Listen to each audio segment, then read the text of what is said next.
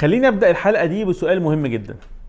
لو انت صاحب بيزنس، هل لازم تكون موجود في شركتك كل يوم عشان البيزنس دوت يشتغل، ولا ممكن تدير كل حاجه وانت في بلد تانية تماما؟ اهلا بيكم مع دكتور إيميجريشن، اكبر صانع محتوى في مجال الديجيتال نوماد في الوطن العربي. الاجابه مش زي ما انت متخيل ولا كل الناس متخيله. فخليني اقول لك حاجه كده تصدمك في الاول. اغلب اصحاب البيزنس مش بيكونوا ديجيتال نوماد مش عشان هم مش قادرين، لكن البيزنس ذات نفسه مربوط بيهم شخصيا. طب خليني اشرح لك الفكره وابسطها لك. في نوعين من اصحاب البيزنس في العالم.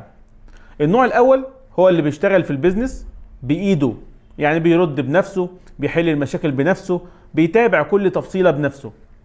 والنوع ده لو سافر يومين ولا حاجه كل حاجه بتقف. فالنوع دوت ما ينفعش يبقى ديجيتال نوماد الا لو غير من طريقه شغله.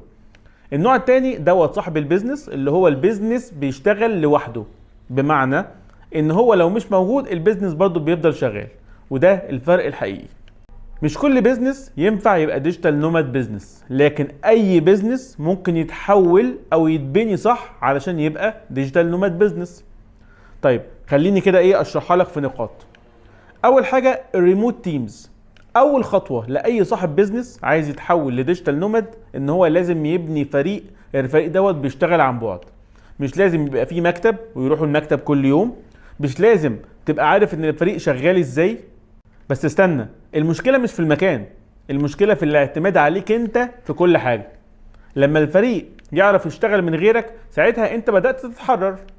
طيب النقطه الثانيه هي الديليجيشن، ودي تاني نقطة ودي مهمة جدا، التفويض. طيب خليني اقولها لك كده واشرحها لك ببساطة.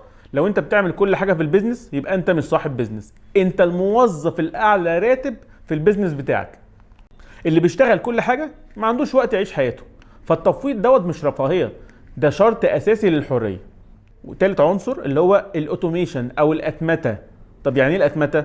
يعني البيزنس يشتغل بنظام مش باشخاص في كل خطوة. طب هديك مثال.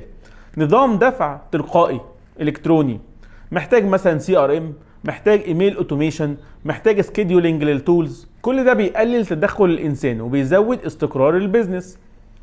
كل ما البيزنس يعتمد على البشر اقل، كل ما يقدر يعيش بدونك